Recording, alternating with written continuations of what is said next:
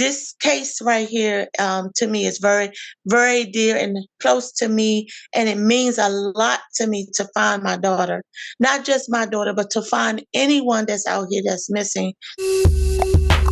Hey everybody, I'm Angie Goff, and this is the Oh My Goff Show. For nearly 2 decades, I've covered big stories and big names, whether it was reporting from the royal wedding, the Super Bowl, or sitting down with the First Lady. There's one thing I know for sure. Behind every headline is a human story, one filled with ups, downs, laughter, and life lessons. Each episode, we'll tap into some pretty incredible minds, people who've found true success in chasing their dream or changing the world. It's the story behind the story that I hope will inspire your own. This is the Oh My Goff Show with Angie Goff. This week, you're going to hear from a mother who is desperately looking for her missing daughter. After we finished this interview, I did follow up with the Prince George's County Police Department. I was told this is still an active investigation, but no interview was available. We will continue to follow up, but if you have any information about where Shakiyla Stepney, age 32, from Temple Hills, Maryland, may be, please call the Prince George's County Police Department or the Black and Missing Foundation. More information can be found at bamf.org. Now, to this week's episode. This week, we are following up on our recent show that featured the Black and Missing Foundation. My guest today is a mother from Temple Hills, Maryland, who has been searching for her daughter since she disappeared in December. Michelle Wardlaw, thank you so much for joining us. Thank you for having me. I want to start with talking about your daughter, Shakiyla. I know that she is now 32 years old, just recently celebrated a birthday. Shakiyla was born into this world on February the 8th in 1991. A bubbly, quiet little girl, but very busy. Stayed into a lot of stuff. Didn't realize at the time when she was born that she would have special needs. The doctors told me that she was probably going to grow out of certain things. Some things, yes, but other things never changed. She was born with a motor delay, which started her development, mental skills slower than others. But as we all know, when you have special needs kids, they always have a greater ability to do certain things than others. Her ability to learn, educational wise, was very great. She's a book reader, but a skimmer. If you understand what I'm saying, she skims through the books, but she gets the knowledge of skimming through the books better than most that have to read the books. A history buff. She loves history. And her personal skills are very hard to get to know one person. Meeting friends is not easy. So, but she's definitely my daughter, my only daughter, and I love her dearly, and I just want her back home. And she lived with you up until this point, because you mentioned she did have certain needs that made it impossible for her to really be on her own. Yes, she's never lived on her own. She's always been here with me. Developmental skills of life still doesn't quite hit her as to how to manage and take care of herself on her own, the day-to-day living things. Working on that because I'm getting older and I need her to know certain things about different things, but the challenges of facing that with her is very difficult. And I think that's because of the 2 deaths that came traumatic with her. My mother, which is her grandmother Boo, and her father Robert that was Stepney Jr. Both passed away, both for about between 5 and 6 years apart. Wow. Did she have a good relationship with both of them? Well, my mom, you pretty much would say I was the mother, but my mother was the mother. She's the very first grandchild, so you can only imagine my mom took over we lived with her for a very long time before moving out and getting my own place. So it was more like it was my mom's baby than it was mine. I would Mhm. have to ask sometimes, could I do certain things instead of me just doing it with my own child? You asked your But mom for permission. yes, yes. So you can only imagine that was part of the force of me moving out, so I can gain some of my own abilities to raise my child the way I wanted to. Mhm. Um, Her father and her were very close. I was more of the disciplinary person. He was Mhm. more of the playful person. He's a little strict with certain things, boys to be exact, but more playful with her than anything else. Yeah, isn't that the role that dad like, they're always the fun ones, and we're the Yes, enforcers. What's up with that? I don't know. I didn't mean to be the enforcer, but someone had to be. Well, somebody's gotta lay down the law. I always tell my kids, I'm like, "You're gonna thank me later. You will love Yes, me later." Okay? Because, yes, it was the same relationship I had with my mom, and that brings me to my next question uh, because you and your daughter, I mean, you had that mother-daughter relationship, right? And with that, we all know that dynamic, comes the good things, and then also comes the challenges. yes. There's definitely some challenges because, as they get older, they have a mind of their own and things that they want to do, and different things influence them and change their perspective of how they look at things. But then you realize that they do listen, because you pay attention and you'll see, oh, she did listen to that. Yeah. I said do it this way, but at first you want to try it your way, and then she'll copy you eventually. So it, Mhm. you know children have a different way of doing things than we do, and as time go on, they'll pat their own feet to their own drum. Yeah. And we all know because we've all been there. We Yeah, make mistakes along the way, right? yeah. We There's make no bad choices. yeah, there's no real book to parenting. It's very hard sometimes. Yeah, I always compare it to the improv. I'm like, I feel like I'm at the improv every day. I'm just making this Yes. stuff up, right? And just to get by, just to survive. So I want you to take me back to that December day, when you realized that your daughter was not home. I got home about 7. I got home about 7, and then I decided, oh well, I'm gonna go to the store before I come in the house. So I didn't come in the house. I pulled in the driveway and I left. And I said, well, go to the store. And I went to the store. I stayed there about 45 minutes. And then I came back home. And I came home, the door wasn't completely locked. Mm. And I said, oh, well, the dog greeted me, but there was no lights on in the house. And I'm yelling for Shakiyla, but no Shakiyla.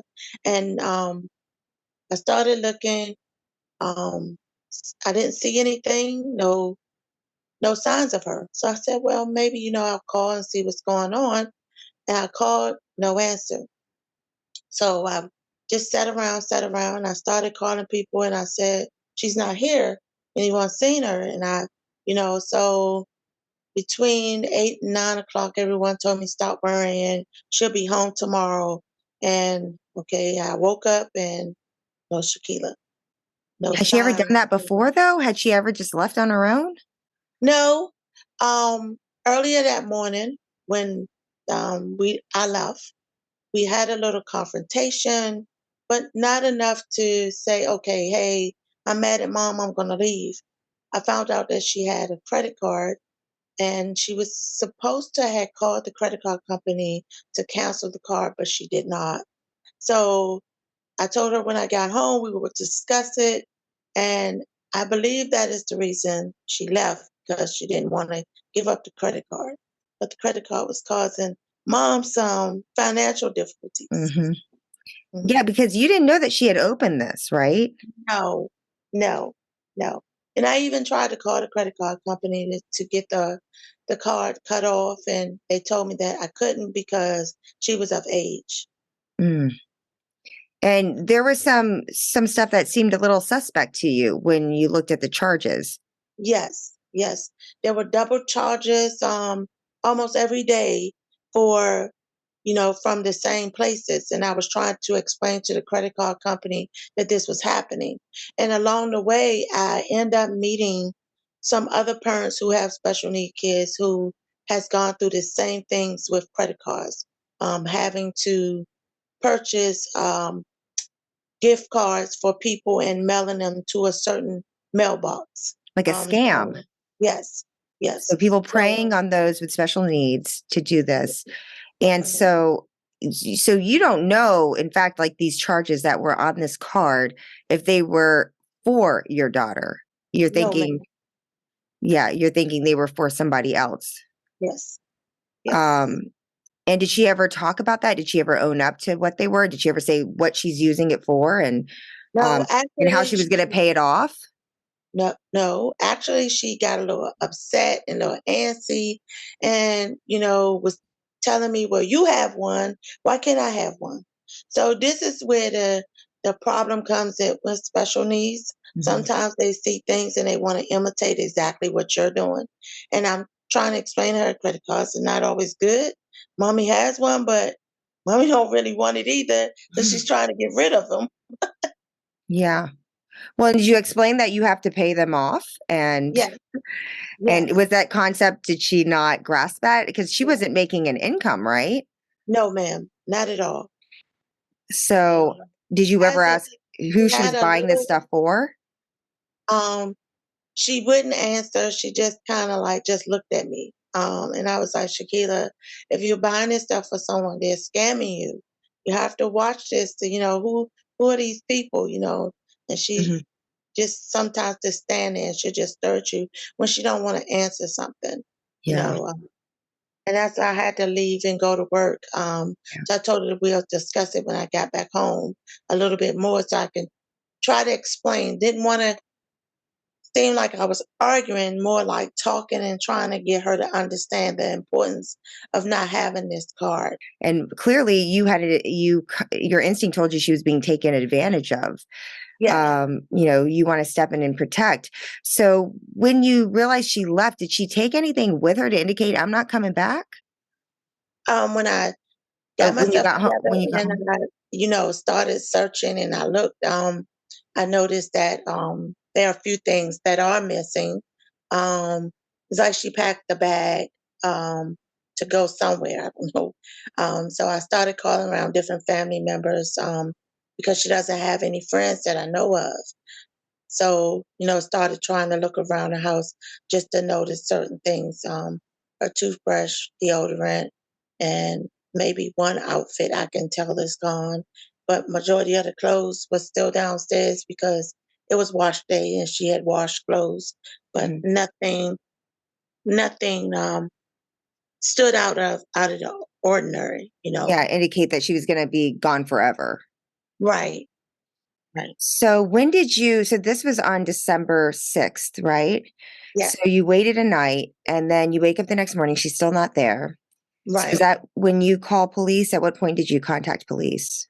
Yes, I was under the impression that you had to wait 48 hours before calling the police.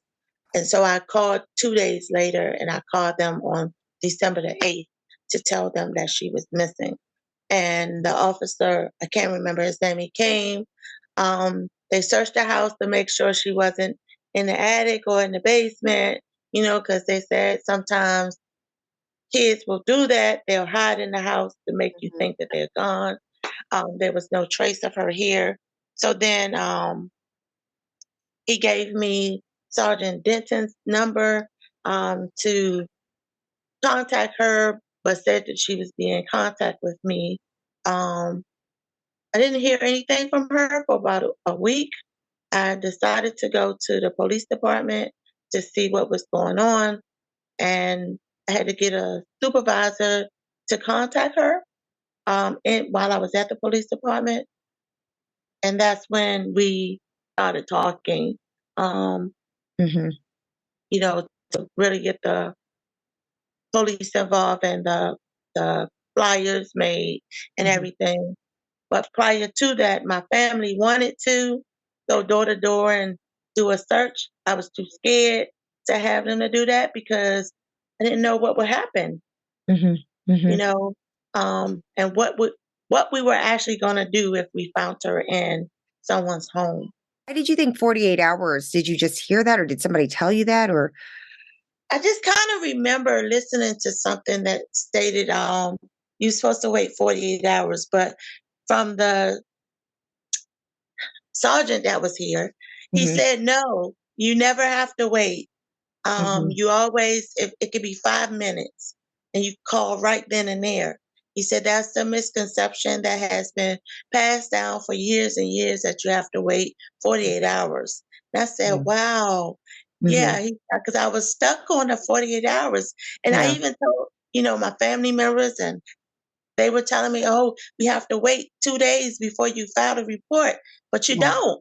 You really Well, don't. and I will say you're not wrong in the sense that, in talking with Derrica Wilson with Black and Missing Foundation, she said that is the issue here is that depending on what jurisdiction you're in, there are some places that have those rules in place that say they have to be missing at least 24 hours. I don't know if there's a 48-hour rule in other places, but she's like, that's hindering. I mean, because those are crucial moments. Like the first 24 Yeah. hours, anybody knows when someone goes missing is critical. Every second counts. The thing is, you finally get in touch with them, but you don't hear for a week. So you decide to hit the pavement, go down there, knock on the police department's door.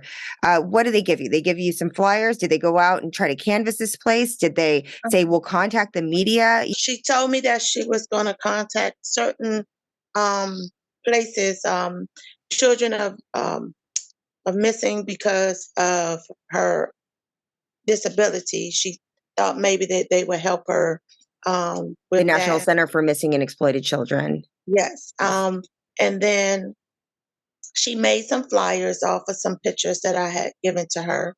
And she told me I was allowed to come to the precinct to pick some up. So I went and I got them and I spread them out amongst my family. Do you know in your neighborhood, does anyone have a Ring camera? Is there video? Is there street cameras? Is this My something two that's neighbors, the one in front of me and the one on the side of me, they both do, but I don't. And I asked them, and neither one of them said that their cameras are towards my home, so they didn't see Mm, anything. yeah, because I'm wondering, if the officer, um, you know, maybe went to the neighborhood. I mean, has the officer ever been to your neighborhood, to your knowledge? Not to my knowledge, not Mm. besides the day that they came and took the report, but I don't remember him going across the street and asking any questions. I had a hard time reaching the owner of the house behind me, but Mhm. once I did, she said, oh no, I remember that day your daughter got on the bus. So I said she got on the bus. He said, yes, I don't remember exactly where, what time it was, Mm. but she got on the bus. And I said, you don't know what she had on or anything? And she told me no. Did she take the bus alone a lot? Only to go to the doctors. Okay, for Yeah, appointments, but not on her own, just out of free right, will. right. And I would have her to call me, and sometimes I would call the doctor's office just to make sure she was there. And she would have to call me when she leaves, and call me when she got back in the house. So we had a point of every time you do something, you have to call me. Mm. You know. Did you tell the reporting officers and even Officer Denton that she had a cell phone? And what was their Yeah. response to that? Um, Detective Denton asked me that about her cell phone, and I told her that it was under the insurance program, which I couldn't track it because it's under the government systems. Um, Maryland so I, government? yes, and I thought the police department were able to track phones and do certain things, but as of today, I'm finding out that she cannot. Um, It was told that it's legal obligations, some legal stuff that they have to do before they track the cell phones, but I thought that they would do that. Still on? Do you know? Can you call it? Well, I call it and it just rings. It rings and um, it goes into a voicemail at times, like it's cut off, mhm. but sometimes it just rings. And when I talked to Detective Dent, she said that was the same thing that was happening with her. But is the Right. government still paying for this phone? And Yes. okay, and that is that through her disability that she gets that? Yes. Yes. Okay. You did Right. never knew about Black and Missing Foundation. And so Right. someone tipped you off to that, and that was at the end of January. So can you tell me about that experience? Um, well, I posted stuff on Facebook. Through my family, basically they did it because my nerves were so bad I couldn't post it. But I did eventually start posting things on Facebook because that's the only social media that I'm really on. I Mhm. have a Twitter page, but I don't get on it that often. Um, and so one of my classmates, Deborah Montero, Mhm. her son was missing and she went through Black and Missing. She gave me the link. And then my godmother, Wendy Winford, found out some information from watching some TV show about Black and Missing and how they connect with the news. And she told me to get with you guys. So Mhm. I was like, okay, I got to do this. I got to do this because she keeps telling me to do this. And she was sending me emails and texts and stuff. Get on here, get on here. So I contacted them. Actually, it was late. It was like 8 or 9 o'clock that night on the 31st. And instantly I got a message back. I got a phone call back, um, which made me feel very confident in this organization. Um, I think it was Derrica who contacted me back first. And then I started getting Natalie to call me and talk to me about different things, but they both were very adamant about getting the information and getting it out there. They even made their own flyer to post it. And once they posted it, I don't know how it connected with so many people on Facebook, but they got it. And I saw it start populating on Facebook. Like, I was like, wow, I like this. I love it. And it I've been sharing the news with so many people about Black and Missing because I actually started getting messages from other people whose children were missing and asked me to help them along the way. So scary, but um, I was texting and calling and texting and calling as Detective Dent had told me to do. But no response, no nothing. And then finally, when I hooked up with Black and Missing, I get a call from her the next day. And I don't want to put PG County to Mhm. shame or talk about them because in life you don't never know what you need and how Mhm. you would need them. But this case right here to me is very very dear and close to me, and it means a lot to me to find my daughter, not just my daughter, but to find anyone that's out here that's missing that could be in hurt in harm's way. And we don't want to hear our children or our family members have been killed or anything when we have things out there that can help to get them safely back. Mhm. Um, and yesterday, I came straight home waiting for Detective Denton, and nothing happened. She never showed, no phone call. So I'm very discouraged and very hurt by the actions of this police department Yeah. and this detective. Um, and I know there's probably other cases and things that they're probably working on, but connect, connect, Mhm. connect with me some kind of way. And to be told that the police departments, their phones are messed up and they've been messed up and you're calling and calling and not getting anyone. Yes. While your phone's not working, no one's picking up when you call. I'm sitting home in a lonely house and I'm crying every night myself to sleep. I cry during the daytime,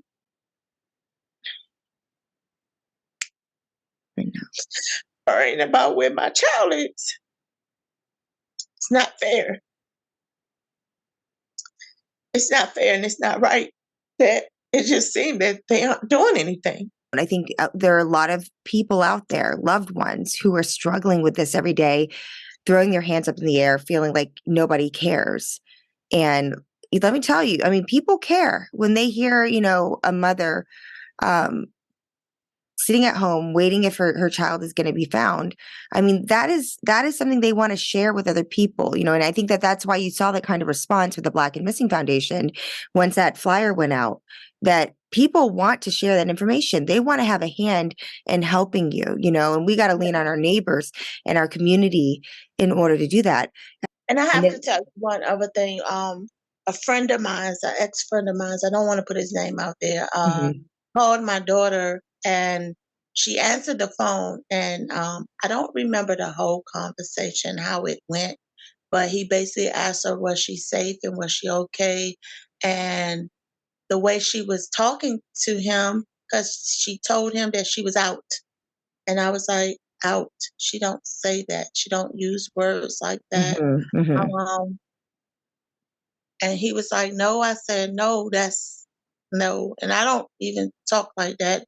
Mhm. To tell somebody, oh, I'm out. Yeah.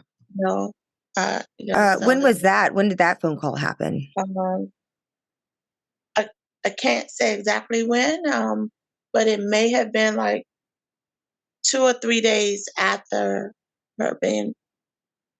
Okay. Maybe I want to say it was after I called the police. He called her, but um, Is that and all she said was, "I'm out"? She didn't say that she anything was out. else? No, no.